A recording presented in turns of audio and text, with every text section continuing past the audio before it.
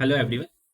सो आज जो बेसिकली हम लोग डिस्कस करने वाले हैं वो थ्री मोमेंट थ्योरम जो लास्ट लेक्चर में हम लोगों ने स्टार्ट किया था, जिसमें मैंने आपको बताया था कि जितने भी इंडिटरमिनेट स्ट्रक्चर्स होते हैं उनको अगर आप सॉल्व करना चाहते हैं तो उनको सॉल्व करने के लिए एक्स्ट्रा इक्वेशंस की ज़रूरत होती है, बिकॉज वो आपकी इक्विलिब्रियम की कंडीशंस को यूज़ करके सॉल्व नहीं किए जा सकते, बिकॉज उसमें नंबर ऑफ अननोन्स आपके थ्री या थ्री से ज़्यादा होते हैं, राइट। सो टीएमटी मेथड हम लोग यूज़ कर रहे थे सेकंड यूनिट में, और टीएमटी में जो फर्स्ट केस मैंने आप लोगों के साथ डिस्कस किया वो हमने डिस्कस किया कि अगर एक सिंगल जॉइंट है और थ्री आपके सपोर्ट्स हैं और तीनों सिंपली सपोर्ट हैं तो आप उसको कैसे सॉल्व करेंगे।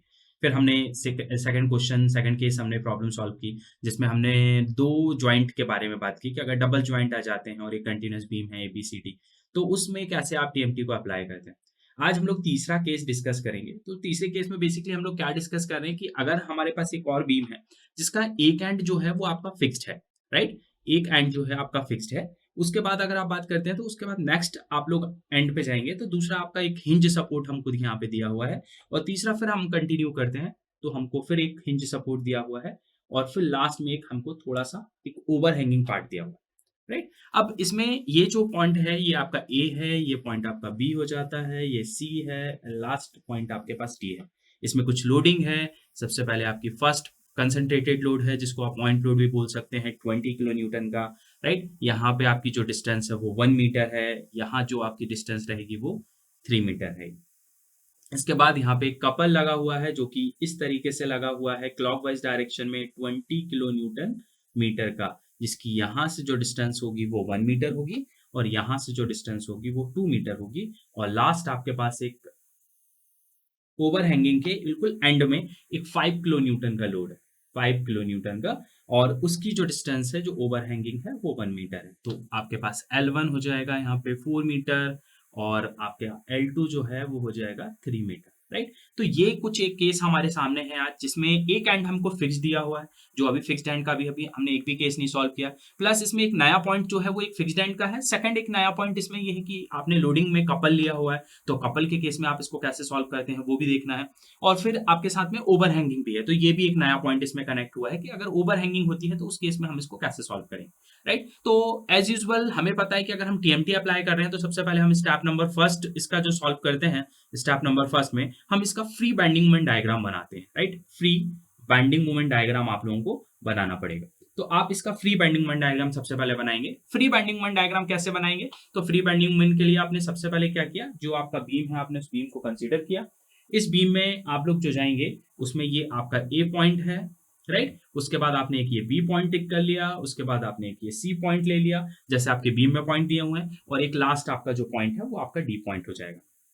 ए से बी के बीच में आप लोग सबसे पहले लोडिंग देख लीजिए। तो ए से बी के बीच में कंसंट्रेटेड लोड है, और ऑलरेडी हम लोग लास्ट क्लास में डिस्कस कर चुके हैं कि जब भी कंसंट्रेटेड लोड होगा या कोई पॉइंट लोड होता है तो पॉइंट लोड के लिए हम लोग ट्रायंगल ड्रॉ करते हैं। ट्रायंगल क्यों ड्रॉ करते हैं तो वो भी मैंने आप लोगों को बताया था कि एक्चुअली जब 20 या कोई भी कंसंट्रेटेड लोड यहाँ पे एक्ट करता है तो उसके रीजन से जो बीम है वो यहाँ से टूटेगा, तो टूटेगा तो नीचे की तरफ ऐसे गिरेगा, तो यहाँ से ये कनेक्टेड है, तो ये कुछ इस तरीके से ट्रायंगल का शेप देगा, इसलिए हम इसे ट्रायंगल यहाँ पे ड्रॉ करते हैं। तो यहाँ पे हम लोग क्या करेंगे, इस पर्टिकुलर लोडिंग के लिए हम यहाँ पहले एक ट्रायंगल ड्रॉ कर देते हैं क्योंकि कंसंट्रेटेड लोड है या पॉइंट लोड है।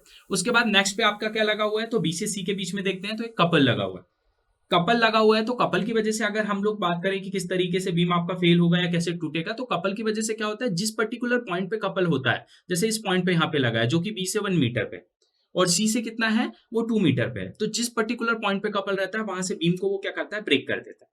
तो अगर यहां से बीम ब्रेक होगा तो ये वाला हिस्सा जो है जो 1 मीटर का है वो नीचे डाउन तरफ में जाएगा, और ये जो 2 मीटर का पार्ट है ये कपल अपने साथ क्लॉकवाइज डायरेक्शन में घुमा के कहां लेके जाएगा, ऊपर ले जाएगा। इसका मतलब जिस पॉइंट पे कपल लगा है वहां पे पॉइंट ले लीजिए, ये जो फर्स्ट पार्ट होता है वो नीचे की तरफ डाउन जाता है, ये इस तरीके से यहाँ से गिर जाता है, तो यहाँ पे एक नीचे ट्रायंगल बनता है, और जो साथ वाला पार्ट होता है 2 मीटर का वो ऊपर की तरफ जाता है, तो ये ऊपर की तरफ जाएगा, तो इससे इसको कनेक्ट करिए तो ये ऊपर में एक ट्रायंगल बन जाएगा, राइट। तो कपल जब भी लगेगा तो फ्री बाइंडिंग मोमेंट डायग्राम जब आप इसका ड्रॉ करते हैं कपल की वजह से, तो हमेशा याद रखिएगा कि डबल ट्रायंगल बनते हैं। पहला अगर क्लॉकवाइज कपल लग रहा है तो पहला ट्रायंगल डाउनवर्ड डायरेक्शन में बनाना है आपको, और सेकंड जो आपका पार्ट होगा वो जो ट्रायंगल बनेगा वो ऊपर की डायरेक्शन में बनेगा, राइट। और ओवर हैंगिंग के लिए कोई आपको डायग्राम बनाने की जरूरत नहीं है क्योंकि उसके लिए डायरेक्ट मूवमेंट कैलकुलेट हो जाता है, तो वहां पे आप छोड़ दीजिएगा। अब इसके बाद क्या होगा, अगर आपको इसकी हाइट निकालनी है प्लस इसका एरिया निकालना है तो इसके एरिया को आप A1 बोल दीजिएगा। इसका एरिया है, इसको हम A2 बोल देंगे। ये भी एरिया है, लेकिन आप देखें कि ये A पॉइंट है, ये दूसरा B पॉइंट है और ये तीसरा आपका C पॉइंट है। बी और सी के बीच में स्पान तो आपका एक ही है, लेकिन उसमें डायग्राम कितने हो गए, दो बन गए। तो इसका मतलब वो एरिया अलग अलग नहीं हुआ है, वो दो पार्ट में एरिया हो गया, जिसको आपको ऐड करके एक साथ में लेना पड़ेगा। तो आपने अगर नेमिंग करी यहाँ पे A2, इसका मतलब ये वाला पार्ट भी क्या होगा, A2 होगा। डिफरेंस करना है तो आप क्या करिए, इसको डैश बोल दीजिए, A2 डैश बोल दिया जाएगा। राइट, अब उसके साथ में आप क्या बोलेंगे, जो नीचे वाला डायग्राम है तो उसका जो एरिया अपन लेंगे वो कंसिडर करेंगे माइनस में, क्योंकि वो डाउनवर्ड डायरेक्शन में जा रहा है। और ऊपर वाला जो है उसको हम काय में कंसीडर करेंगे, उसको हम प्लस में कंसीडर करेंगे। तो ये चीज याद रखिएगा कि दो ट्रायंगल जो बनेंगे वो डाउनवर्ड वाला माइनस में कंसीडर होगा और अपवर्ड वाला प्लस में कंसीडर होगा। अब इसमें एक और नई चीज मैंने आपको बोला कि यहाँ पे फिक्स सपोर्ट है, तो आपको अब एक और बात इस पे ध्यान रखनी है। वो क्या ध्यान रखनी है कि अगर आप इस बीम को देखते हैं तो इस बीम में आपके नंबर ऑफ अननोन्स पहले आप काउंट करिए। नंबर ऑफ अननोन्स मतलब ये ए पॉइंट है, ए पे कौन सा सपोर्ट दिया है, फिक्स सपोर्ट दिया है। और फिक्स सपोर्ट पे ऑलवेज मूवमेंट आता है, ये हम पहले से देख रहे हैं, इंजीनियरिंग मैकेनिक्स से हम लोग पढ़ रहे हैं कि फिक्स सपोर्ट है, फिक्स सपोर्ट पे मूवमेंट आता है। तो अगर फिक्स सपोर्ट पे मूवमेंट आता है, इसका मतलब एक अननोन तो ए पॉइंट पे हो गया।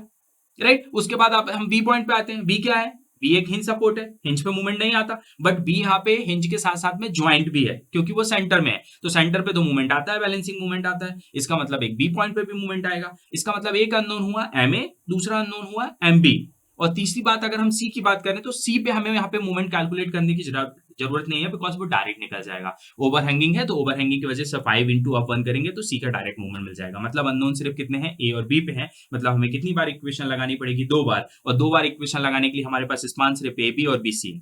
सी डी जो है वो बीसी का ही पार्ट है, वो ओवरहैंगिंग पार्ट है, तो उसमें उसको हम एक नया स्पान कंसीडर नहीं कर सकते। तो कभी भी जब भी फिक्स सपोर्ट आपके सामने होता है तो ये याद रखिएगा कि फिक्स सपोर्ट जब भी आपको दिया है, दैट मीन आपके पास एक एक्स्ट्रा अननोन रहेगा। तो उस कंडीशन में आपके पास एक इक्वेशन लगाने के लिए आपके पास एक स्पान कम रहता है, तो फिक्स सपोर्ट से हम लोग क्या करते हैं कि इमेजिनरी स्पान को कंसीडर कर लेते हैं। क्या बोलते हैं इसको, इमेजिनरी स्पान। इमेजिनरी स्पान मतलब कि जिस स्पान को हम मान रहे हैं कि यहाँ पे स्पान है, बट उसके सारी वैल्यूज जो रहेंगी वो क्या रहेंगी, जीरो रहेंगी। राइट, तो आप इसको ए नॉट से रिप्रेजेंट करिए हमेशा, और इसका जो एरिया रहेगा ए नॉट उसको आप हमेशा जीरो कंसीडर करिए, और इसकी जो लेंथ रहेगी उसको एल नॉट बोल के इसको भी क्या करिए, जीरो कंसीडर करिए। बिकॉज ये इमेजिनरी स्पान है तो इसकी सारी वैल्यू जीरो रहेंगी, बट सिर्फ हम ले रहे हैं क्योंकि हमें उसमें टीएमटी को अप्लाई करना। राइट, तो इस तरीके से एक इमेजिनरी स्पान आएगी, बट याद रखिएगा कि ये सिर्फ फिक्स्ड सपोर्ट पे आती है। इस पे फिक्स है तो आपने इधर इमेजिनरी लिया, अगर ये लास्ट में भी फिक्स सपोर्ट दिया जाएगा तो आपको वहां पे भी एक इमेजिनरी स्पान को कंसीडर करना पड़ेगा। राइट, तो ये आपने ले लिया। अब हम इसमें कैलकुलेशंस कर लेते हैं। यहाँ पे हमें L1 पता है ऑलरेडी, ये कितना था L1, 4 मीटर। उसके बाद आपको ये पता है ये 1 मीटर का था, और ये वाला जो है ट्रायंगल वो 2 मीटर पे बना था। राइट, अब उसके बाद यहाँ पे आप एक लाइन लिखेंगे नोट लिख के कि वी नो दैट कि movement at point C. Right, C point की अगर मैं बात करूं, सी पे, सी हमारा अननोन हम नहीं लेके चल रहे, मैंने आपसे बोला डायरेक्ट मूवमेंट निकल आएगा। तो कैसे निकल आएगा, तो सी पे डायरेक्ट मूवमेंट निकलेगा तो वो कितना हो जाएगा, तो सी पे अगर आपको मूवमेंट निकालना है तो वो कितना हो जाएगा, सीधा प्लस का 5 लगा हुआ है, तो प्लस का आप यहां पे ले लेते हैं 5, +5 कैसे जा रहा है, +5 आप सी पे खड़े हो जाइए, 5 जा रहा है आपकी तरफ आने के लिए कैसे घूम के आएगा, क्लॉकवाइज डायरेक्शन में ऐसे घूम के आएगा, मतलब क्लॉकवाइज। तो +5 हो गया, इंटू आप सी पे खड़े हैं तो ये दोनों के बीच में डिस्टेंस कितना है, 1, तो +5 इंटू 1 तो कितना हो जाएगा, 5 kilo newton metre. Means C point पे जो मूवमेंट आएगा वो 5 किलो न्यूटन मीटर का आएगा। तो आप उसी के ऊपर डायरेक्ट मूवमेंट ले लेंगे, एमसी की वैल्यू कितनी हो जाएगी आपकी, 5 किलो न्यूटन मीटर के बराबर। तो सी का मूवमेंट डायरेक्ट निकल आया। अब हमें सिर्फ ए का निकालना है और बी का निकालना है। राइट, तो अब इसके लिए पहले हम ट्रायंगल की कुछ जो रिक्वायरमेंट्स है वो निकाल लेते हैं। जैसे कि हमें सबसे पहले इसकी हाइट निकालनी पड़ेगी, तो सबसे पहले हम बात करते हैं first for span A B. Right, L naught A not A के बीच की तो सारी कंडीशंस हमें पता है। ए बी पे सबसे पहले हमको क्या निकालने पड़ेगा, हाइट निकालनी है। और यहाँ पे ट्रायंगल लगा है, कौन सा कंसंट्रेटेड लोड है, इसेंट्रिक है, यहाँ से अलग है यहाँ से अलग है। तो इसेंट्रिक होता है तो लास्ट क्लास में बताया था फॉर्मूला क्या होता है, WAB/L होता है। राइट, WAB/L में अगर हम वैल्यूज पुट करते हैं तो W की वैल्यू कितनी है, यहाँ पे W आपको दिख रहा है कितना है, 20 है। A कितना है आपका, 1 मीटर है। A मतलब ये वाला डिस्टेंस हो गया, B मतलब 3 हो गया, तो ये हो गया 1 इंटू 3 डिवाइड बाय L कितना है यहाँ पे 4 है। आप इसको सॉल्व कर लीजिए।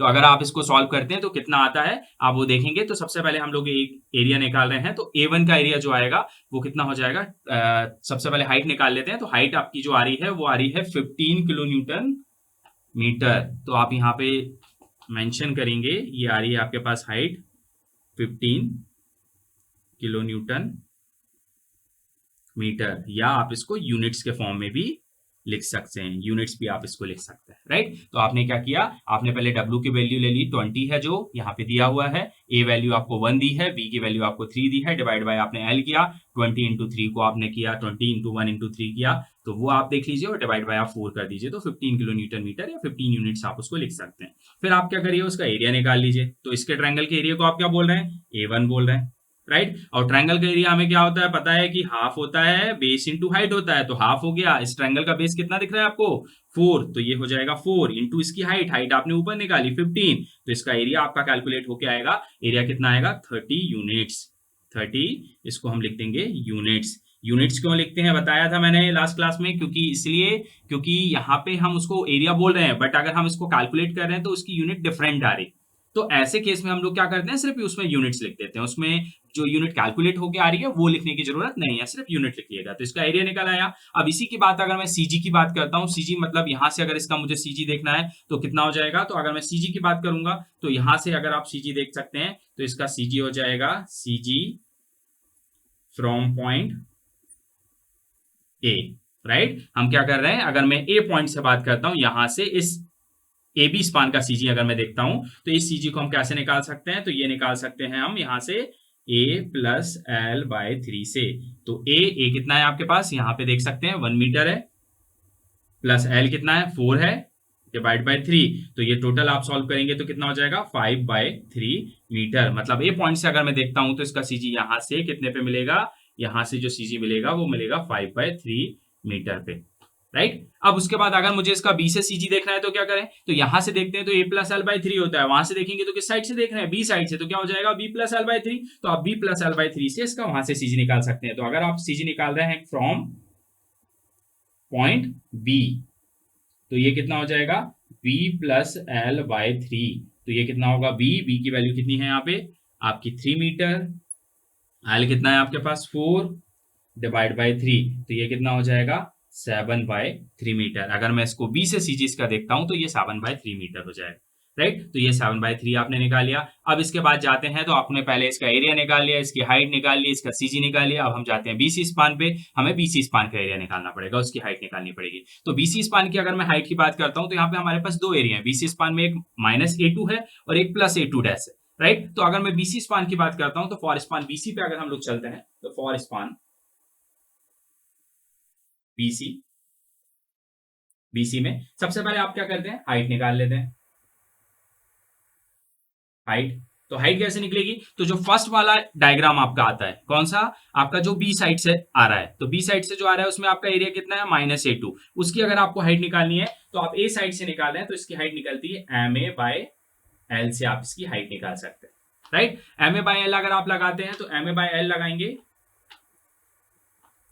तो ma बाय एल या ma बाय 3 डायरेक्ट आप लिख सकते हैं। तो ma की वैल्यू m मतलब कपल है, कपल कितने का लग रहा है 20, a डिस्टेंस मतलब a मतलब कितना है ये 1 मीटर डिवाइड बाय 3, तो ये कितना हो जाएगा आपका 20 बाय 3 आपकी ये हाइट आएगी, इसको यूनिट्स के फॉर्म में आप लिख दीजिएगा, राइट। तो सबसे पहले आपने हाइट निकाली 20 बाई 3 आ गई, जो कि किलो न्यूटन मीटर में भी लिख सकते हैं या उसको यूनिट्स में भी लिख सकते हैं, मतलब ये जो ट्रायंगल है इसकी हाइट आपने निकाली, राइट। अब इसी का अगर मुझे एरिया निकालना है A2, कौन सा एरिया निकालना है, माइनस वाला, क्या है वहां पे ट्रायंगल है, ट्रायंगल का एरिया अगेन क्या होता है हाफ इंटू बेस, तो ये वाले छोटे वाले ट्रायंगल का बेस कितना है 1 मीटर, तो 1 ले लेंगे, और इसकी हाइट अभी आपने निकाली कितनी निकाली 20 बाई 3, यहां से इसका एरिया आ जाएगा, तो हम इसका एरिया भी ले सकते हैं। तो डायरेक्टली अपन ने अगर इसका एरिया निकाला तो half into base into height आपको लिखिएगा, हाफ आपको पता है, बेस आपको पता है 1 मीटर है और हाइट है 20 बाई 3, तो आप इसको सॉल्व करेंगे तो ये कितना आ जाएगा 10 बाई 3 यूनिट्स, ये इसका एरिया आ गया, राइट। अब इसी तरीके से आप करेंगे +a2, इसका निकालना है तो +a2 मतलब सबसे पहले उसकी हाइट निकालनी पड़ेगी, हाइट कैसे निकलेगी, तो जैसे अपन ने यहां से निकाला ma बाय एल से निकाला, राइट। अब उस तरफ से अगर आपको निकालना है तो वहां से कैसे निकाल सकते हैं, वहां से आपको निकालना है तो mb बाय एल से निकालेंगे, क्योंकि हम बी साइड से निकाल रहे हैं, तो ये mb बाय एल हो जाएगा। m मतलब कितना है कपल 20, b डिस्टेंस कितनी है, b मतलब उस वाले ट्रायंगल की डिस्टेंस कितनी है 2 मीटर, तो ये रहेंगे 2 मीटर डिवाइड बाय एल कितना है 3, तो यहाँ से ये कितना हो जाएगा, तो यहाँ से आप निकालेंगे तो ये हो जाएगा 40/3, ये भी क्या हो गया, यूनिट्स, राइट, ये यूनिट्स हो गया। ये इसकी हाइट निकल गई, इसका एरिया निकालना है, तो अब ये प्लस A2 का एरिया निकाल रहे हैं, वो भी क्या है, ट्रायंगल, ट्रायंगल का एरिया अगेन क्या होगा, half into base into height, तो हाफ, लेकिन अगर मैं इसकी बात करता हूं तो इसका बेस कितना है, 2 मीटर है, और इसकी हाइट कितनी अभी निकाली, 40/3 है। आप इसको सॉल्व कर लें, इसका एरिया मिल जाएगा। तो इसको अगर हम सॉल्व करते हैं और इसका एरिया हम देखते हैं, तो इसका एरिया जो आएगा वो 40, ये 2 से ये 2 कैंसिल हो जाएगा, 40/3 यूनिट्स, ये इसका एरिया है, राइट। तो इस तरीके से हम लोगों को पहले स्टेप में फ्री बेंडिंग मोमेंट डायग्राम बना लेना है। उसके बाद हम लोग क्या करेंगे, उसके बाद हम उस बेंडिंग मोमेंट डायग्राम बनाने के बाद हमको ये देखना है कि हमारे नंबर ऑफ अननोन्स कितने हैं। नंबर ऑफ अननोन के बेसिस पे आपको पक्का लगेगा कि जब आपको ये प्रॉब्लम आ रही है कि नंबर ऑफ अननोन ज्यादा है, बस स्पान आपके पास कम है, तो कहीं ना कहीं वहां पे फिक्स सपोर्ट होगा, और जब फिक्स सपोर्ट होगा तो आपको एक इमेजिनरी स्पान लेना पड़ेगा, जो इस तरीके से मैंने लिया बता दिया। फ्री बेंडिंग मोमेंट डायग्राम बना के उसके पूरे कैलकुलेशन कर लेना है, जिसमें इसका एरिया निकलेगा, उसकी हाइट निकलेगी और उसका सीजी निकलेगा। इसी तरीके से लास्ट आपको इसका सीजी निकालना पड़ेगा। तो बी से आप सीजी जब लेंगे, तो अगर मैं इसकी बात करता हूँ, बी से अगर मैं सीजी लेता हूँ, तो बी से सीजी कितना होगा, तो ये ट्रायंगल का सीजी है, सीजी की बात कर रहे हैं हम लोग, तो कितना होगा, 2b/3, 2b/3। किसका सीजी देख रहे हो आप, इसका सीजी देख रहे हो, यहां से आप इसका सीजी देख रहे हो, किससे, बी पॉइंट से, इस वाले का, -A2 वाले एरिया का। तो यहां से 2b/3 होगा, तो 2 तो 2 रहेगा, उसका बेस कितना है, 1/3, तो ये कितना हो जाएगा, 2/3 मीटर, राइट। अब अगर बी से ही मुझे +A2 वाले का सीजी देखना है, A2 डैश का सीजी देखना है, तो कितना हो जाएगा, तो उस केस में हो जाता है 1 + b/3, तो 1 प्लस, और b/3 मतलब कितना हो जाएगा, b मतलब उसका बेस, मतलब 2/3, इसको ऐड करें तो 3 और 1 का एलसीएम आएगा 3, 3 + 2 मतलब 5/3 मीटर, ये 5/3 वो का मीटर हो जाएगा, राइट। कैसे किया मैंने, आप देखिएगा।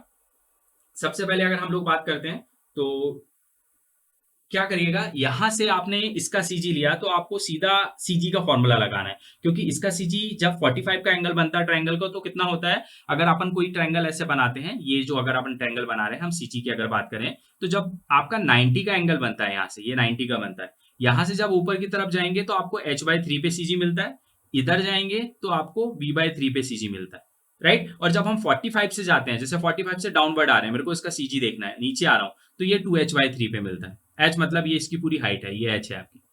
और इसी तरीके से जब मैं यहां से जाता हूं, मतलब 45 का जो एंगल बन रहा है, यहां से मैं देखता हूं इसका सीजी, तो ये कितने पे मिलता है मुझे, 2b/3 पे मिलता है, यहाँ पे इसका सीजी मिलता है। तो आप जब यहाँ पे सीजी निकालें, तो ये सीजी के फॉर्मूले आप लोगों को यहाँ से ध्यान से लगाने पड़े।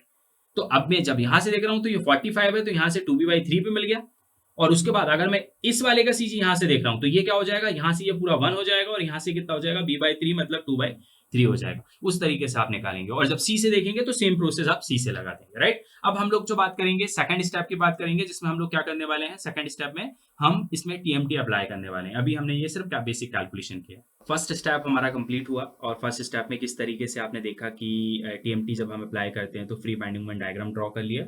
उसके बाद हमने ट्रायंगल शेप जो ड्रॉ होगा पॉइंट लोड के लिए और कपल के लिए डबल ट्रायंगल्स आएंगे, उनके एरिया कैसे निकालेंगे, हाइट कैसे निकालेंगे। इसके बाद हम सेकंड स्टेप पे जाते हैं। और कभी भी आप याद रखिए कि कभी भी जब हम टीएमटी की बात करते हैं तो आपका यही सीक्वेंस होता है।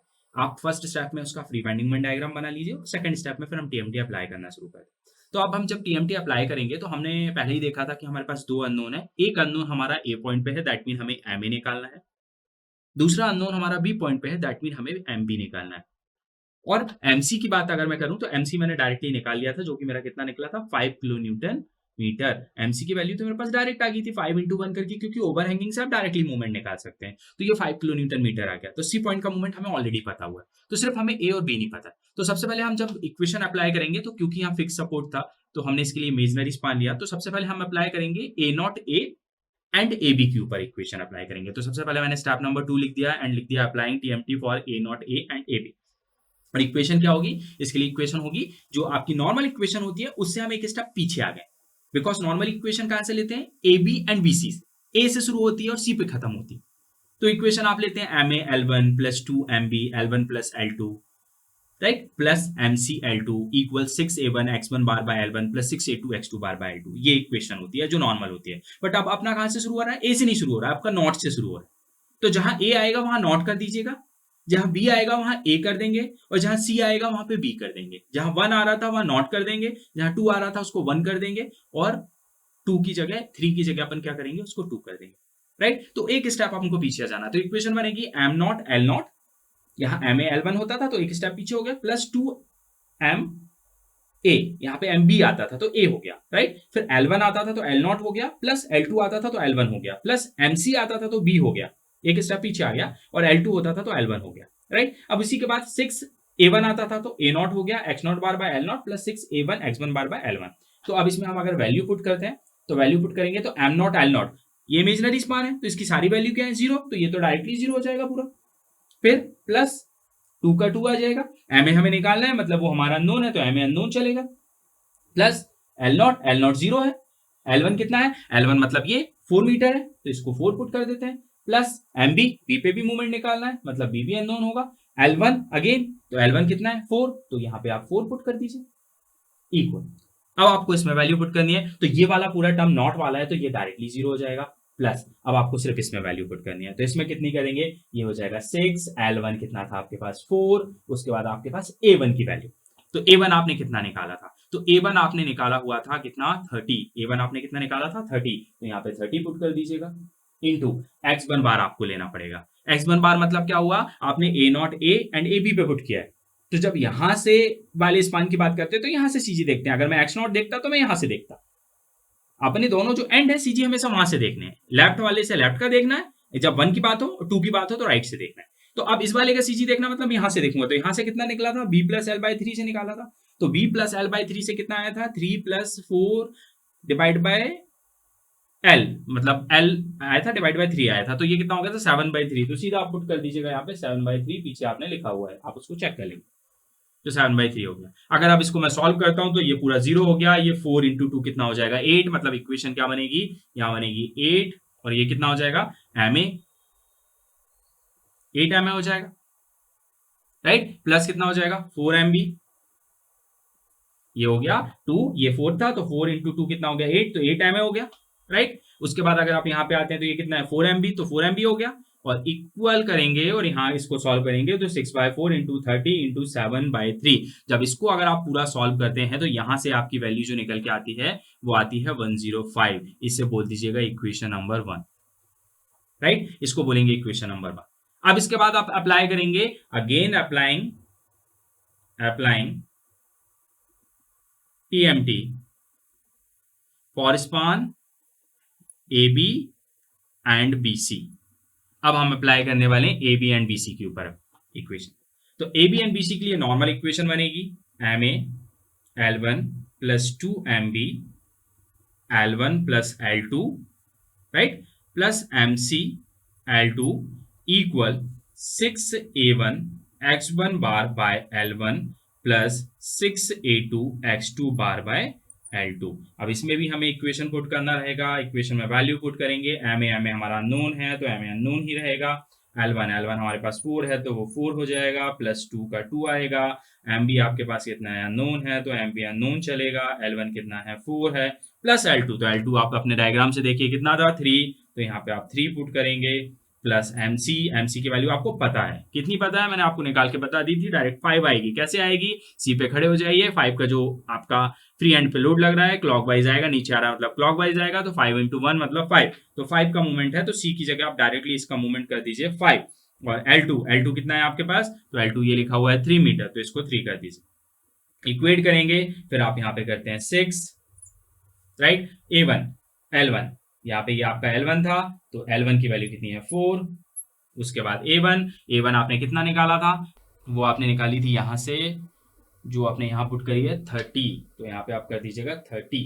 राइट, उसके बाद मल्टीप्लाई बाय इसका सीजी, तो A1 का सीजी कहाँ से देखेंगे, इस साइड से देखेंगे, जो आपने A प्लस एल बाई 3 से निकाला था, तो A प्लस एल बाई 3 से आपने जो सीजी निकाला था वो कहाँ से निकला था, यहाँ से, तो A कितना है आपके पास 1 प्लस एल कितना है 4 डिवाइड बाई 3, तो कितना आया था 5/3, तो इसको ले लीजिएगा 5/3, राइट। अब ये ब्रैकेट क्लोज हो जाएगा, उसके बाद प्लस अगेन आपके पास कौन सी कंडीशन आएगी, ये 6 वाली, तो ये 6 आ जाएगा डिवाइड बाय L2 आपके पास कितना है वहां से देख लेंगे 3 है, तो यहाँ पे हम 3 पुट कर देते हैं, उसके बाद आ जाएगा आपका A2। अब A2 में भी 2 है, कौन सा है, एक माइनस वाला A2 है और एक प्लस वाला A2 है, राइट, तो एक माइनस वाला A2 है और एक कौन सा है आपके पास प्लस वाला A2 है, तो आप क्या करेंगे, माइनस वाला A2, तो आपने जो A2 निकाला था माइनस वाला उसको लिखेंगे माइनस, A2 की वैल्यू थी 10/3, तो यहाँ 10/3 लिखेंगे इनटू इसका CG। तो इसका CG कितना था, वो इसका CG था 7/3। कैसे था भाई, यहाँ पे आप लोग खड़े हुए, आप इस वाले की बात कर रहे हैं, तो यहाँ पे कैसे होगा, 6 का 6 आ गया, L2 की वैल्यू 3 आ गई, आपने इसका एरिया ले लिया तो माइनस, इसकी बात कर रहे हैं इसलिए माइनस आ गया, इसका एरिया निकला था 10/3 तो 10/3 लिया, अब इसका CG मतलब इसका CG, और किस एंड से लेते हैं, तो मैंने बोला दूसरे वाली जो कंडीशन होती है उसका CG राइट से लेते हैं, मतलब यहाँ से लोगे, तो यहाँ से लोगे तो कितना हो जाएगा, जब यहाँ से इसका CG लेंगे तो ये 2 तो पूरा आपका आ जाएगा, ये 2 पूरा आप ले लीजिए, और प्लस ये 90 का एंगल बन रहा है, तो यहाँ से इसका CG कितने पे होता है, B/3 पे, और B कितना है 1, तो 1/3, तो 1/3 प्लस 2 तो कितना हो जाएगा, तो 3 2 6 7/3, तो ये 7/3 आएगा। अब इसी तरीके से अब इसमें प्लस का एरिया ले लेंगे, प्लस मतलब ऊपर वाला एरिया, तो ऊपर वाला मतलब A2 का एरिया, A2 का एरिया आपने कितना निकाला था 40/3, आपने वो ले लिया, इनटू अब इसका CG, किसका, इसी का CG, कहां से लेंगे, C से ही लेंगे, दोनों के एंड में CG आपको C से ही लेना है, इसका भी CG आपने C से लिया है, इसका भी CG आपको C से लेना है, C से लेंगे तो ये कितने का एंगल बन रहा है 45, तो यहां से कितना होगा 2B/3, 2B कितना है 2 डिवाइड बाई 3 मतलब 2 इंटू 2 4/3, तो ये आ जाएगा 4/3। और अब इसको सॉल्व करके अगर हम इक्वेशन फॉर्म करते हैं तो इसको किस तरीके से हो जाएगा, ये हो जाएगा 4ma, कैसे हो जाएगा 4ma, ये 4ma आ जाएगा, प्लस कितना हो जाएगा, ये 4 + 3 कितना होगा 7 इंटू 2 कितना हो जाएगा 14, मतलब 14 MB, राइट। अब इसके बाद प्लस 5 इंटू 3 कितना हो जाएगा, इसको सॉल्व करेंगे तो प्लस का 15, फिर इसको इक्वेट करेंगे किससे, ये वाले टर्म को अगर आप पूरा सॉल्व करते हैं तो इसको सॉल्व करेंगे तो ये 75 आ रहा है, प्लस नेक्स्ट आप इसको जब सॉल्व करेंगे तो ये कितना आ रहा है 20 आ रहा है। अब इसको और छोटा करके अगर हम लिखें तो हम क्या करें 4ma प्लस 14mb, और ये 15 उस तरफ चला जाएगा तो माइनस हो जाएगा, तो ये 15 इधर से माइनस हुआ तो 60 प्लस 20, तो ये कितना आ जाएगा 80, ये हो गया 80, ये आपकी कौन सी बन गई, इक्वेशन नंबर 2 बन जाती है। इक्वेशन नंबर कौन सा हो गया 2। तो आपने पहले फर्स्ट इक्वेशन बनाया, कैसे बनाया, A0 AB पे अप्लाई करके, जिसके लिए सेम इक्वेशन थी, बस एक स्टेप आपने पीछे लेके उसको इस तरीके से फॉर्म किया, उसमें वैल्यूज पुट की, इक्वेशन फर्स्ट आ गई। सेकंड इक्वेशन में हम लोग क्या करते हैं, जो सेकंड वाली स्पान है AB, सेकंड स्पान है और नई स्पान हो जाएगी BC, AB एंड BC पे अप्लाई किया, और किस तरीके से अप्लाई किया, तो ये इक्वेशन हुई, सिंपल इक्वेशन में वैल्यूज पुट करी। इस वैल्यू पुट करने में कभी भी कपल जब आपके पास आएगा तो कपल का आपको ध्यान रखना है, क्योंकि जब कपल आता है तो उसमें डबल ट्रायंगल बनते हैं, तो कब माइनस में लेना है नीचे वाला और ऊपर प्लस में लेना है, और उसका CG कैसे लेना है, मिस्टेक वहीं होगी, उसको आप अगर ध्यान से देखेंगे तो आपको क्लियर समझ में जाएगा, राइट। अब इस तरीके से आपने पूरा लिया, सेकंड इक्वेशन बन गई। अब आप इन दोनों इक्वेशंस को आप सॉल्व कर लीजिए, तो after solving equation number first and second, directly आप कैलसी पे जाके सॉल्व कर सकते हैं, या आप नॉर्मली आप इसको सॉल्व कर सकते हैं। तो आप सॉल्व करेंगे तो आपके दोनों अननोन निकल के आएंगे, फर्स्ट अननोन आपका ma आएगा after solving the equation number first and second. ma की वैल्यू आपके पास कितनी आ रही है, ma आपके पास आ रहा है 11.98 किलो न्यूटन मीटर, राइट। इसी तरीके से जब आप उसी को सॉल्व कर रहे हैं इक्वेशन को, तो MB की वैल्यू भी आपको मिल जाएगी, MB आपके पास आ रहा है 2.29 किलो न्यूटन मीटर, और लास्ट आपकी वैल्यू MC थी जो कि आप ऑलरेडी पहले ही निकाल चुके थे, जो कि थी 5 किलो न्यूटन मीटर, राइट। इसका मतलब आपके तीनों फाइनल मूवमेंट निकल आए, मूवमेंट एट पॉइंट A मतलब MA आएगा 11.98 after solving the equation number first and second, MB 2.29 kilo newton metre, और उसके बाद MC जो आएगा वो आप पहले ही निकाल चुके थे 5 किलो न्यूटन मीटर। अब हम चलते हैं इसकी स्टेप नंबर नेक्स्ट पे। स्टेप नंबर नेक्स्ट हम लोग जो सॉल्व करेंगे, मूवमेंट्स हमें मिल गए हैं, अब हम रिएक्शंस निकाल सकते हैं, तो हम नेक्स्ट स्टेप में निकालेंगे रिएक्शंस। लास्ट स्टेप में किस तरीके से मूवमेंट एट पॉइंट A हमें कैलकुलेट करना था, हमने किया, मूवमेंट एट पॉइंट B निकलना था, वो निकल गया, C पे अपने डायरेक्टली पहले निकाल लिया था, ओवरहैंगिंग में डायरेक्टली निकल जाता तो C का मूवमेंट मिल गया। मीन्स हमें मूवमेंट्स मिल गए हैं कि सपोर्ट A पे कितना आएगा, B पे कितना आएगा और C पे कितना आएगा, बट अब इसमें रिएक्शंस भी अननोन होती हैं, तो अब हमें रिएक्शंस भी निकालना पड़ेगा। तो हमारा अब स्टेप नंबर 3 होगा जिसकी हम डिस्कस करेंगे, स्टेप नंबर 3, जिसमें हम लोग क्या निकालते हैं,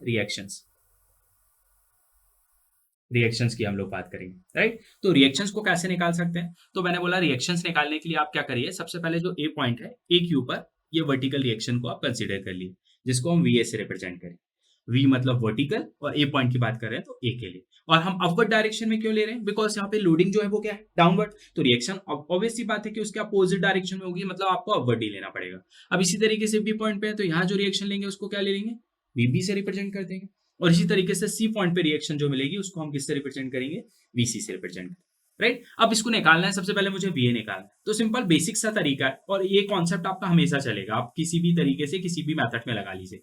कैसे लगाइए, आपको जब भी ए निकालना हो तो इसके बाद कौन सा सपोर्ट है, बी, तो आप हमेशा यहाँ पे लिखें taking movement about point B, B के अबाउट आप मूवमेंट लेंगे। बी के अबाउट मूवमेंट लेने का मतलब क्या हुआ, आप बी पे खड़े हो जाइए और आपको क्या करना है, बी पे खड़े होके आपको लेफ्ट हैंड साइड पे देखना है, मतलब बी पे खड़े हो ना, आपको इस डायरेक्शन में देखना है जिसको आपको निकालना है, उसके साइड में देखना है। तो आप जब बी पे खड़े होके ए को देखेंगे, आप बी पे खड़े हैं, ए को देखते हैं, तो ए आपकी तरफ घूम के आएगा, कैसे आएगा, ऐसे आएगा, ये वाली डायरेक्शन में, मतलब ये वाली कौन सी डायरेक्शन होती है, क्लॉकवाइज, मतलब क्लॉक क्या लेते हैं, प्लस, तो यहाँ पे लिखेंगे प्लस का बी ए। और आप कहाँ पे खड़े हैं, आपने किसके अबाउट मूवमेंट लिया, बी, तो आप बी पे खड़े हैं, मतलब यहाँ ये लग रहा है और आप बी पे खड़े हैं, तो दोनों के बीच में स्पेस क्या है, 4 मीटर का, तो मल्टीप्लाई कर दीजिए 4 से। उसके बाद बी पे ही खड़े रहिएगा, आपने ये ए ले लिया था, उसके बाद आप देख रहे हैं कि आगे बढ़ेंगे तो ये 20 नीचे की तरफ लग रहा है, आपकी तरफ घूम के कैसे आएगा, इस डायरेक्शन में, क्योंकि नीचे है, मतलब एंटी क्लॉक आएगा, मतलब -20 इंटू 20 से आप बी पे खड़े हैं, इनके बीच में स्पेस कितना हुआ, 3, तो आप कर दीजिए 20 इंटू 3। उसके बाद आप फिर पे बी पे खड़े रहिएगा, अब आपको क्या दिखेगा, आपने वीए को ले लिया, आपने ये 20 का लोड लिया, आप बी पे खड़े हैं, आपको क्या दिखेगा, आपको ये ए पॉइंट का मूवमेंट दिखेगा, जो कि यहां से एंटी क्लॉक लग रहा होगा, मूवमेंट एट पॉइंट ए जो आप पीछे निकाल के आए। तो मूवमेंट एट पॉइंट ए आपने कितना निकाला था, 11.98, तो यहाँ पे आप इसको माइनस में पुट करेंगे 11.98। आपने माइनस क्यों लिया, माइनस आपने इसलिए लिया क्योंकि जब ये डाउनवर्ड लोड लगता है तो यहाँ पे जब ये सेक्शन टूटता है तो नीचे की तरफ आता है, तो हमेशा यहाँ पे जो मूवमेंट डेवलप होता है वो एंटी क्लॉक डेवलप होता है, तो जो ए पे मूवमेंट निकला है वो हमेशा आपको माइनस में लेना पड़ेगा, वो रेजिस्टिंग मूवमेंट होगा, तो आपने ये माइनस में लिया। उसके बाद आप बी पे ही खड़े हैं, तो अब आप क्या देखेगा, आपका बी का मूवमेंट भी दिखेगा, जो यहां से लगेगा क्लॉकवाइज डायरेक्शन और यहां से कैसा लगेगा, एंटी क्लॉकवाइज डायरेक्शन।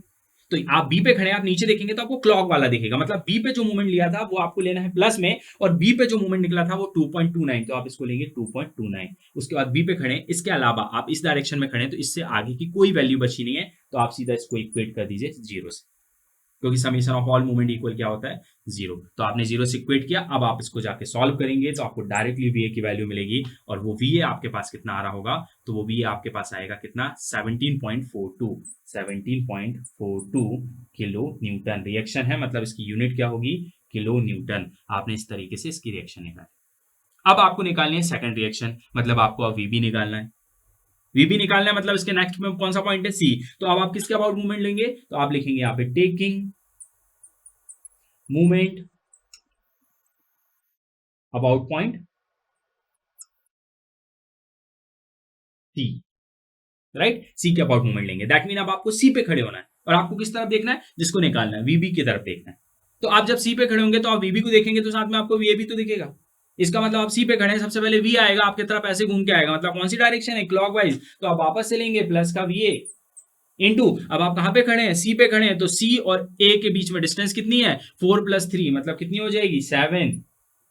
फिर आप सी पे ही खड़े रहिएगा, वीए के बाद आपका 20 नीचे जा रहा है, मतलब कैसे आएगा, एंटी क्लॉक, -20 इंटू सी तक की डिस्टेंस कितनी है, 3 प्लस ये वाली डिस्टेंस कितनी है, 3, 3 + 3 कितना हो जाएगा, 6 हो जाएगा, तो इसको मल्टीप्लाई क्या लिखेंगे, -20 इंटू 6। उसके बाद आप सी पे खड़े रहिएगा, उसके बाद आप आगे गए कुछ नहीं, आपको वीबी दिखेगी, ऊपर जा रही है, मतलब कैसे घूम के आएगी, क्लॉक वाइज, मतलब प्लस का वीबी इंटू, आप सी पे खड़े हैं तो वीबी और सी के बीच में डिस्टेंस कितना है, 3।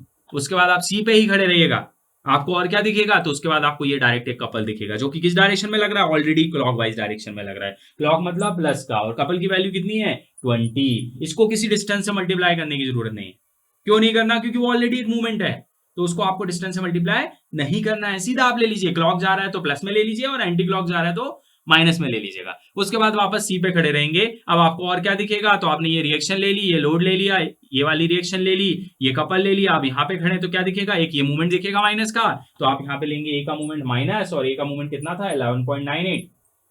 उसके बाद आप यहाँ खड़े हैं, आपको एक बी का मूवमेंट देखेगा, तो ये क्लॉक है और ये एंटी क्लॉक है, तो ये बैलेंस होता है, ये प्लस में और ये माइनस में, तो सेम वैल्यू बी की प्लस में और सेम वैल्यू बी की माइनस में, तो दोनों क्या हो जाएगा, सम करके 0 हो जाएगा, उसे लेने की जरूरत नहीं है। अब आप सी पे खड़े हैं, तो सी पे खड़े तो और क्या होगा, तो यहाँ का मूवमेंट ये क्लॉकवाइज होगा, कितने का है, +5, यहाँ पे आपको +5 भी लेना पड़ेगा, इक्वेट कर दीजिएगा 0 से +5 लेके।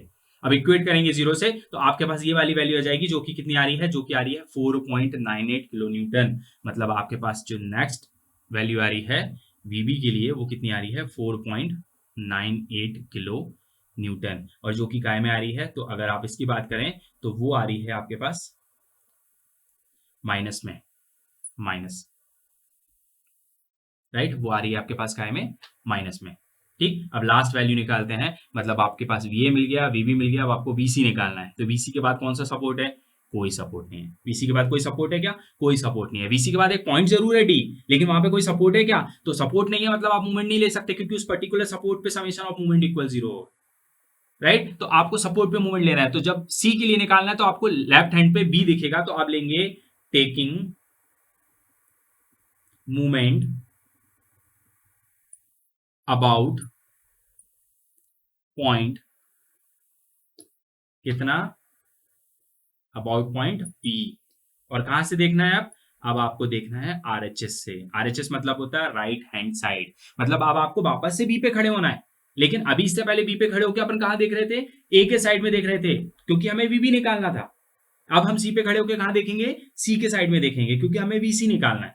तो अब मैं बी पे खड़ा हूं, लेकिन अब मैं कहां पे देख रहा हूं, अब मैं देख रहा हूं राइट हैंड साइड में। तो राइट हैंड साइड में सबसे पहले क्या दिखेगा, मैं बी पे खड़ा हूं तो मुझे ये 5 का लोड दिखेगा जो नीचे की तरफ ऐसे घूम के आएगा। तो ये कौन सी डायरेक्शन में घूम के आ रहा है, क्लॉकवाइज। इसका मतलब लिखोगे प्लस का 5 इंटू कितना, ये एक डिस्टेंस हो गया 1 मीटर, और आप यहाँ पे बी पे खड़े हो तो ये +3, तो कितना हो गया 4 मीटर का, राइट। अब उसके बाद क्या देखेंगे, आप बी पे खड़े रहेंगे, उसके बाद ये वीसी दिख रहा है, कैसे आएगा आपकी तरफ घूम के, या एंटी क्लॉक आएगा, ऐसे में एंटी क्लॉक आ रहा है, क्योंकि आप कहां से देख रहे हो, राइट हैंड साइड से। जब लेफ्ट हैंड साइड से देखते हैं तो नीचे से आने वाला कहां से आता है, क्लॉक आता है, बट राइट हैंड साइड से जब देखते हो तो नीचे से आने वाला कैसे आता है, एंटी क्लॉक। मतलब यहाँ पे -VC इंटू आप बी पे खड़े हो, दोनों के बीच में डिस्टेंस कितनी 3, उसके बाद यहीं खड़े रहिएगा बी पे, आगे आएंगे कपल दिखेगा, अगेन कपल सीधा ले लीजिए प्लस का 20, उसके बाद आप बी पे खड़े रहिएगा, आपको ये बी का मूवमेंट दिखेगा जो एंटी क्लॉक वाला है, बी का एंटी क्लॉक वाला।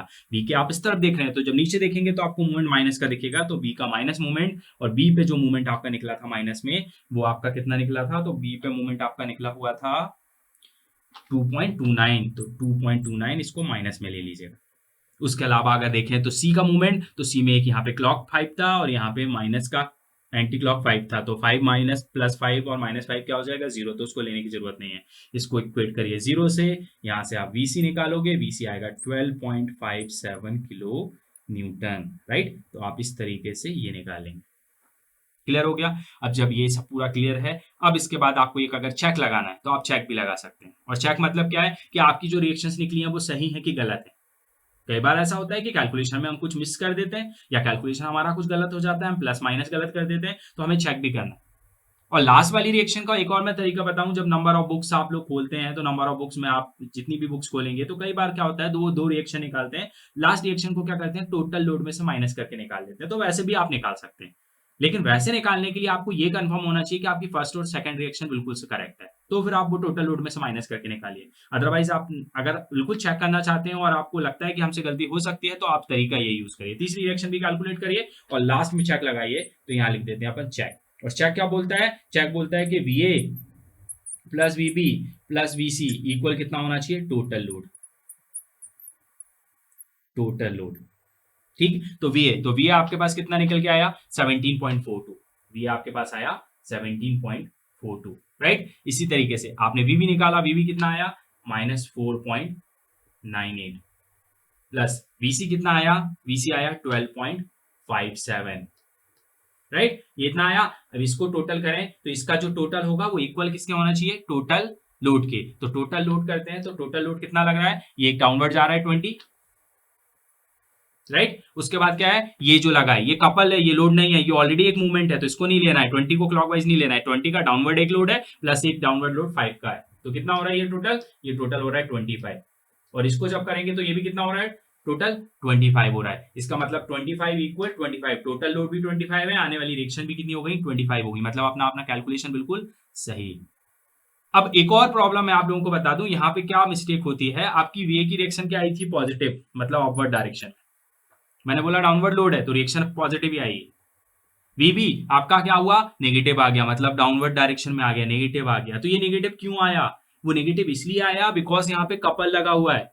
अगर इसमें सारे डाउनवर्ड लोड होते तो रिएक्शन ऑलवेज पॉजिटिव आती है।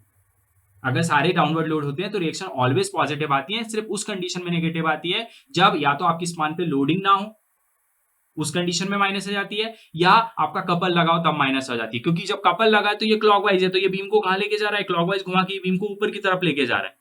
तो ये वीवी रिएक्शन क्या कर रही है, उसको बैलेंस करने के लिए उसको नीचे लेके आ रही है, इसलिए ये जो वीवी की रिएक्शन है वो माइनस में निकल के आई है। तो इस चीज का ध्यान रखिएगा कि ये कुछ बेसिक कॉन्सेप्ट होते हैं जो हमें डायग्राम को देख के ही समझ में आ जाते हैं कि यहाँ पे प्लस में आना चाहिए या माइनस में आना चाहिए। ठीक है, तो अब हम लोग बात करते हैं नेक्स्ट स्टेप की, जिसमें हम लोग ड्रॉ करेंगे binding moment and shear force diagram. अब जो हमारा लास्ट स्टेप बचता है वो है स्टेप नंबर 4 की हम लोग बात करेंगे, स्टेप नंबर 4, जिसमें हम लोग ड्रॉ करते हैं binding moment diagram and SFT.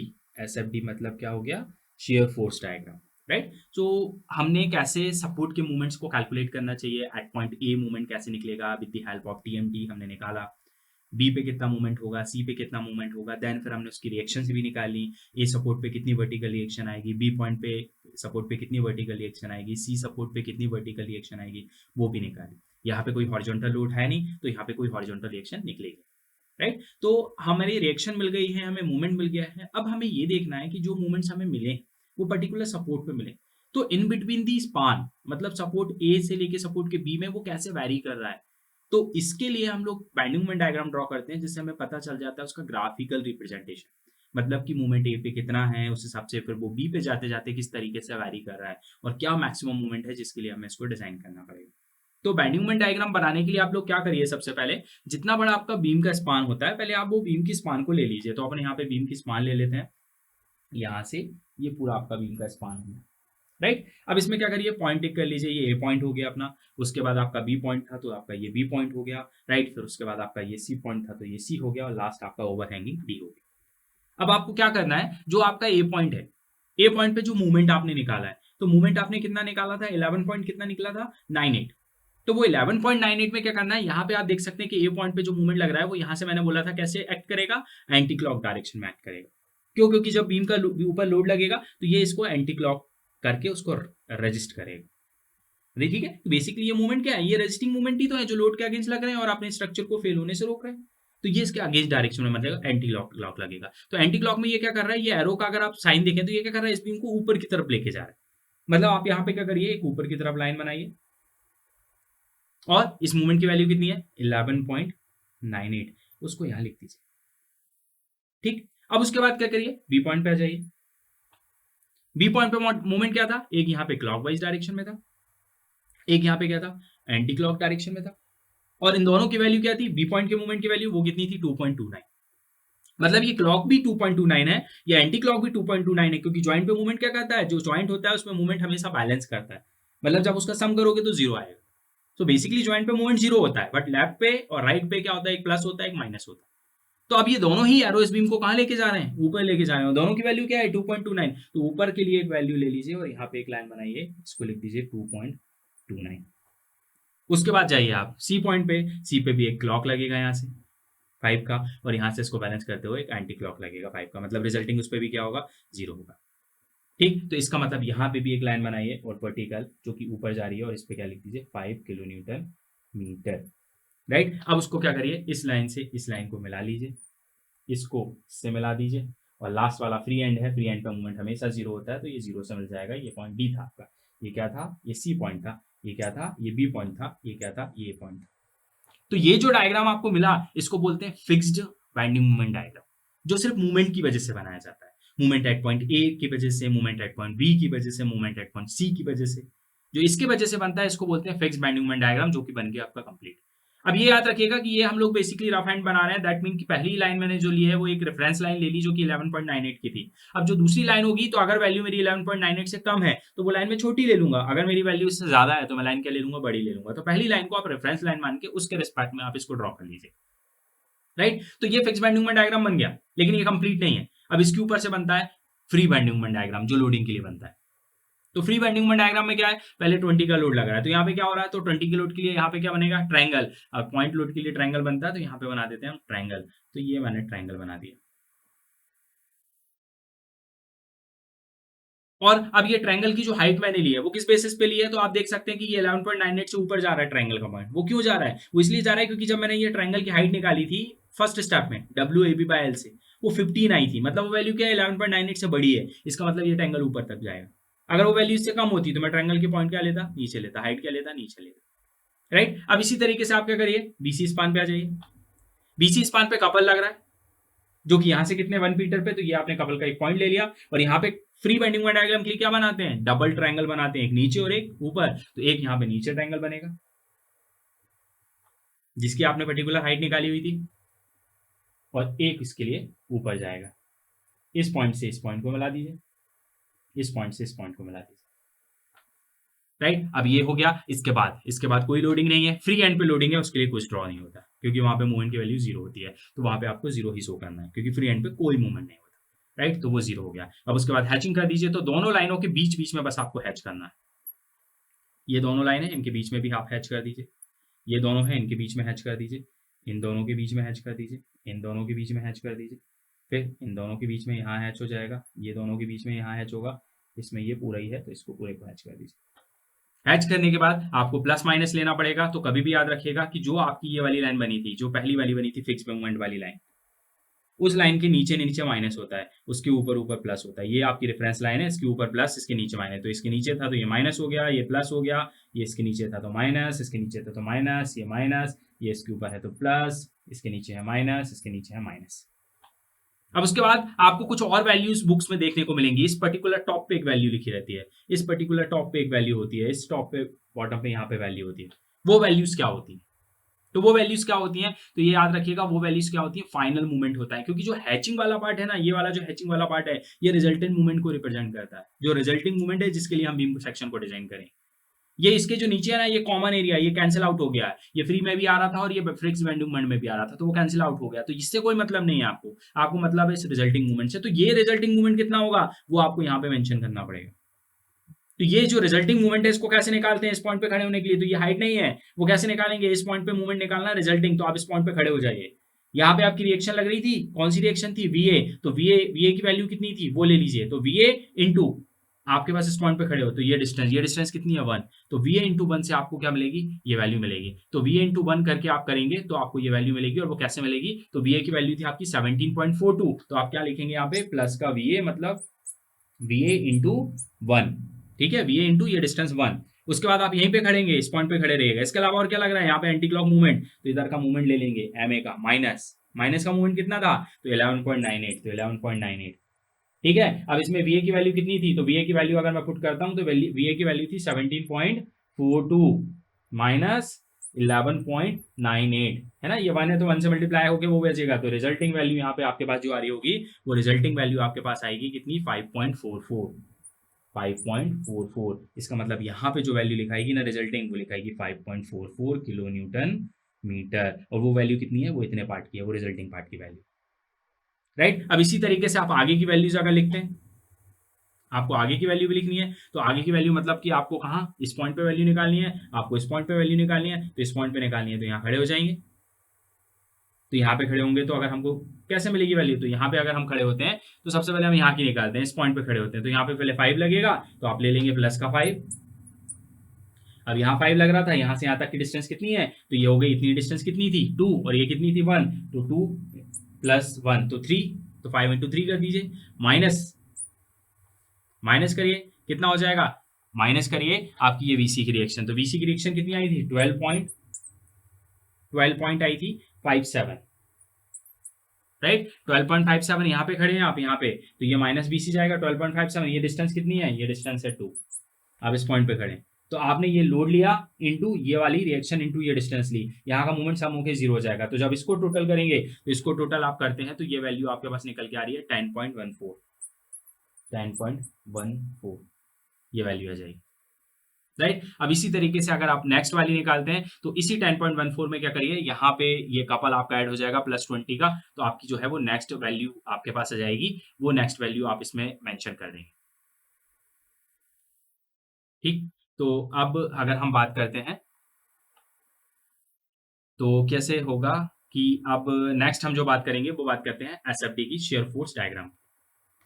इसी तरीके से आपने बीएमडी ड्रॉ कर लिया है। अब हम जो ड्रॉ करेंगे वो एसएफडी ड्रॉ करेंगे। बस आप ये कैलकुलेशन का ध्यान रखिएगा कि जब आप इसको कैलकुलेट करेंगे तो ये 10.14 कैसे आ रहा है, ये इसकी रिजल्टिंग वैल्यू है, या ये 9.86 कैसे आ रहा है, वो इसकी रिजल्टिंग वैल्यू है। तो जैसे आपने ये वाला निकाला, इसी तरीके से इस पॉइंट पे खड़े होकर आप इसको निकाल लीजिएगा, जिसमें आपको क्या करना है, जो रिजल्टिंग 10.14 आई थी, यहाँ पे ये कपल जो लग रहा था 20 का, बस वो ऐड हो जाएगा। तो +20, अब जब -10.14 में +20 करेंगे तो ये वैल्यू 9.86 इस तरीके से आ जाएगी, राइट। अब हम ड्रॉ करते हैं एसएफडी, शियर फोर्स डायग्राम की बात करते हैं। तो एसएफडी के लिए आपको क्या करना है, अगेन वापस से एक हॉरिजॉन्टल लाइन ले लेनी है। वापस से आपको पॉइंट टिक करने, ए पॉइंट हो गया, बी पॉइंट हो गया, सी पॉइंट हो गया, और लास्ट आपका डी हो गया, राइट। अब एसएफडी में क्या होता है, एसएफडी में हम जो रिएक्शन की वजह से डायग्राम बनाते हैं उसको शियर फोर्स डायग्राम बोलते हैं। तो अब उसमें क्या होगा, इसके लिए हमको रिएक्शंस की रिक्वायरमेंट होती है।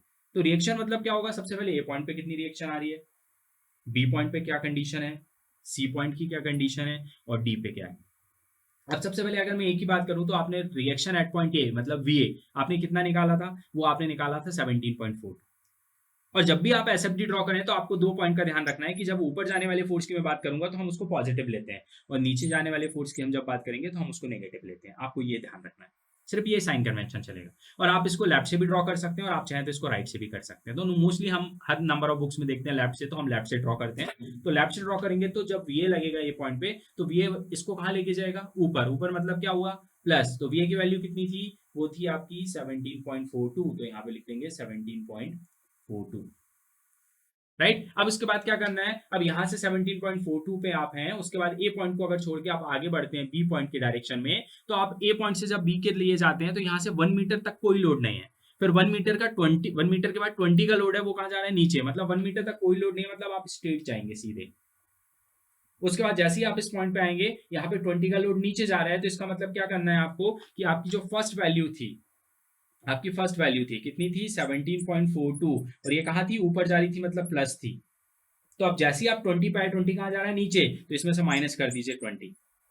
तो जब आप इसमें से 20 को माइनस करेंगे तो आपके पास वैल्यू बचेगी -2.58। इसका मतलब -2.58, इस पॉइंट पे आके आपकी वैल्यू माइनस हो गई। माइनस मतलब आपको नीचे बनाना पड़ेगा, तो आप इसको क्लोज करिए यहाँ पे, और यहाँ से आप एक लाइन बनाइए नीचे, और जो कि कितनी होगी, -2.58 के लिए, राइट। अब उसके बाद आप 20 पे खड़े थे, यहाँ पे -2.58 आ गया। अब 20 को छोड़ के जब बी के लिए आप फिर आगे बढ़ेंगे तो 3 मीटर तक कोई लोडिंग नहीं है, मतलब 3 मीटर तक आपको ऐसे स्ट्रेट जाना पड़ेगा। ये स्ट्रेट गए, कुछ नहीं है, यहाँ पे भी कुछ नहीं है, यहाँ पे भी कुछ नहीं है, यहाँ पे भी कुछ नहीं है, और यहाँ पे भी कुछ नहीं है। जैसे ही आप बी पे आएंगे तो बी पे आपको क्या मिलेगी, एक वर्टिकल रिएक्शन वीबी, जो इसको कहाँ लेके जा रही है, ऊपर। तो अब अपने पास लास्ट वैल्यू क्या थी, -2.58। अब इसमें क्या करेंगे, वीबी आपका कहाँ जा रहा है, ऊपर। ऊपर मतलब प्लस कर देंगे वीबी की वैल्यू, और वीबी की वैल्यू आपके पास कितनी निकली थी, तो वीबी की वैल्यू आपके पास निकली थी -4 पॉइंट कितनी निकली थी, 99। तो -4.99 करेंगे, तो -4.99 करेंगे तो ये हो जाएगा -7.57 अप्रॉक्सी वैल्यू आपके पास हो जाएगी। तो -7.57 मतलब वापस से वैल्यू आपकी माइनस में ही है, मतलब लाइन तो नीचे ही बनेगी, लेकिन कितनी है, -7.57, 2.58 यहाँ तक थी। अब इसके बाद कितनी होगी, -7.57, मतलब और थोड़ी बड़ी लाइन हो जाएगी यहाँ पे, -7.57, राइट। अब उसके बाद यहाँ बी से सी के लिए, बी से सी के लिए जब मैं जाता हूँ तो बी से सी के लिए मैं आगे बढ़ूंगा, यहाँ कोई लोडिंग नहीं है, कोई लोडिंग नहीं है, कोई लोडिंग नहीं है, कोई लोडिंग नहीं है, सी तक कोई लोड आपको नहीं मिलेगा। क्यों नहीं मिलेगा, बी और सी के बीच में कहाँ कोई लोड है, वहां पे सिर्फ बीच में एक कपल लगा हुआ है। कपल क्या होता है, मूवमेंट होता है। कपल मतलब मूवमेंट है, तो वो मूवमेंट है, वो लोड नहीं है, तो उसको कंसीडर नहीं करना। सीधे बी से सी के बीच में कोई लोडिंग नहीं। अब सी पे आएंगे तो एक वर्टिकल रिएक्शन मिलेगी वीसी, और वो वीसी आपने कितनी निकाली थी अपन वो देखते हैं। तो वीसी की वैल्यू अपनी निकली थी 12.57, मतलब लास्ट वैल्यू -7.57 में प्लस वीसी ऊपर की तरफ जा रही है, मतलब प्लस कितनी 12.57 करेंगे। जब 12.57 करेंगे तो यहाँ से रिमेनिंग वैल्यू देखेंगे, तो वो रिमेनिंग वैल्यू कितनी आ रही है, +5 मतलब सी पॉइंट पे आके आपकी वैल्यू ये क्लोज हो जाएगी, यहाँ से आएगी +5, मतलब ऊपर बनाएंगे, और वो कितनी है, +5। तो यहाँ +5, उसके बाद बी सी से डी के बीच में कोई लोडिंग नहीं है, सीधी डी पे लोडिंग है, इसको यहाँ पे क्लोज करेंगे, और डी पे लोडिंग कितनी है, 5 किलो न्यूटन की। और कभी भी याद रखिएगा, जो लास्ट वैल्यू आती है, पहले भी मैं डायग्राम में बता चुका हूं, जो लास्ट वैल्यू आती है वो लास्ट रिएक्शन के बराबर आती है। लेकिन यहाँ पे रिएक्शन के बाद भी एक लोड लगा हुआ है, वो कितने का है, 5 का। तो यहाँ पे रिएक्शन के बाद जो वैल्यू आएगी 5, वो कितनी होगी, इस लोड के बराबर होगी। मतलब अगर ओवर हैंगिंग की बात होगी तो ओवर हैंगिंग में हमेशा जो लास्ट ओवर हैंगिंग पार्ट पे जो फ्री एंड पे लोड लगा रहता है, लास्ट वैल्यू एसएफडी की उस लोड के बराबर आने वाली। अदरवाइज़ अगर यहाँ पे लास्ट में सपोर्ट होता है तो सपोर्ट रिएक्शन के बराबर वो वैल्यू आती है। तो ये आपका चेक करने का तरीका होगा। उसके बाद आप इसको हेज कर सकते हैं। ये -7.57 ही था, ये 5 ही 5 था, ये 17.42 था, इसको एज़ इट इज़ लिखिएगा, ये 2.58 पे यहाँ पे क्लोज़ हुआ था। इसके बाद आप इसको हेज कर दीजिए तो ये हैचिंग हो जाएगी आपकी। ये आपने इसको हैच कर दिया कुछ इस तरीके से। अब इस लाइन के ऊपर ऊपर ये पॉजिटिव है, ये नेगेटिव है, ये नेगेटिव है, ये पॉजिटिव है। इस तरीके से जो डायग्राम बनता है ये बी पॉइंट था और ये आपका सी पॉइंट था। जो डायग्राम बनता है इसको एसएफडी बोलते हैं, जो कि आपको ग्राफिकली बता रहा है कि ए से लेके मैं जब पॉइंट लोड तक गया तो मेरा जो शेयर फोर्स था वो पॉजिटिव था, जो कि इतनी क्वांटिटी में था। फिर मैं जैसे ही लोड को क्रॉस करता हूँ तो मेरा शेयर फोर्स नेगेटिव हो गया, जो कि 2.58 के बराबर हो गया। फिर जैसे ही मैं बी को क्रॉस करता हूँ तो फिर नेगेटिव शेयर फोर्स है वो 7.57 है। फिर मैं सी पे जाता हूँ, सी को क्रॉस करता हूँ तो मेरा शेयर फोर्स फिर कांस्टेंट रहेगा 5 से 5 तक डी तक। तो इस तरीके से आप ये शेयर का भी रिप्रेजेंटेशन इस तरीके से आप दे सकते हैं। सो अब हम बात करेंगे नेक्स्ट लेक्चर में एक नेक्स्ट प्रॉब्लम के साथ हम मिलेंगे। Thank you.